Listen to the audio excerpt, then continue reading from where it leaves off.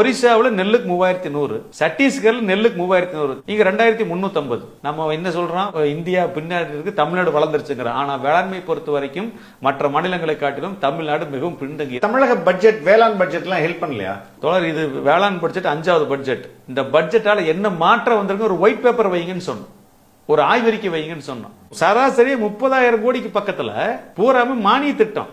மானியம் அங்க வரும்போதே அதுல ஊழலுக்கு ஸ்ட்ரைட்டா கனெக்ஷன் கொடுத்துறாங்கல்ல. ஊழலுக்காகத்தான் தோழர் மானிய திட்டத்தையே வச்சிருக்காங்க. ஒரு தார்பை கொடுக்குறாங்க, 2000 ரூபாய் மதிப்புள்ள தார்பை 4000 ரூபாய்க்கு வாங்குறாங்க. எனக்கு என்ன பண்றாங்க, 3000 ரூபாய்க்கு விற்கிறாங்க. அதே தார்பை கடையில் 2000 ரூபாய்க்கு கிடைக்கிறது, குவாலிட்டியா இருக்குது. இவங்கிட்ட 3000 ரூபாய்க்கு நான் தார்பை வாங்கி போட்டேன்னு வச்சுக்கோங்க, உடனே ஒரே 6 மாசத்துல ஓடசல் கிழிஞ்சு போயிடுது.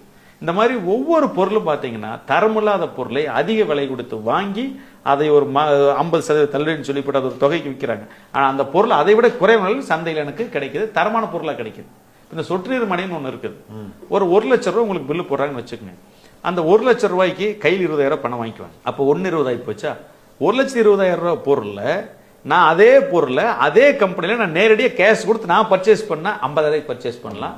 குவாலிட்டி இருக்கு, லைஃப் இருக்கு. அவங்க சொல்ற பைப் கம்பெனி தான் நம்மளுக்கு சேரும் இல்லையா? அவன் 2 பைப் 2 குவாலிட்டி வச்சிருப்பான். நேரடியாக காசு கொடுத்து வாங்கினா ஒரு குவாலிட்டியான பைப் கிடைக்கும், மானிய திட்டத்தில் வாங்கினா இன்னொரு குவாலிட்டியான பைப் கிடைக்கும். அப்ப மானிய திட்டத்தில் நம்மளுக்கு என்ன கிடைக்கும்? பைப் 2 வருஷத்துக்கு கூட வராது. ஆக கடுமையான ஊழல்.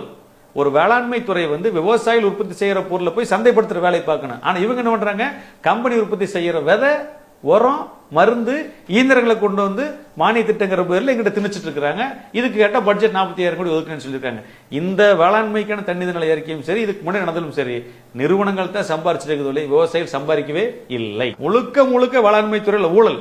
இந்த ஊழலை முதல்ல ஒழிக்கணும்னா இந்த மானியத்தை முதல்ல ரத்து பண்ணணும். பண்ணிட்டு விவசாயிகள் வங்கிகளுக்கு நேரடியாக பணத்தை வர வைங்க, வேலை முடிஞ்சு போச்சு. மற்ற மாநிலங்கள் தான் நடக்குதா? தொடர் தெலுங்கானாவில் ஏக்கராவுக்கு வருஷம் 10,000 ரூபாய் ரைத்து பந்து ஸ்கீம்னு கொடுத்துட்டு இருக்காங்க 10 வருஷமா. அவங்க பட்ஜெட் 23,500 கோடி. அந்த 23,500 18,500 கோடி எடுத்து என்ன பண்றாங்க, நேரடியாக விவசாயிகள் பணத்துல ஒரு ஏக்கருக்கு 10,000 ரூபாய் வர வச்சுறாங்க. இப்ப அதை 15,000 ரூபாய் உயர்த்தி இருக்கிறாங்க. தமிழ்நாட்டில் 45,600 கோடி.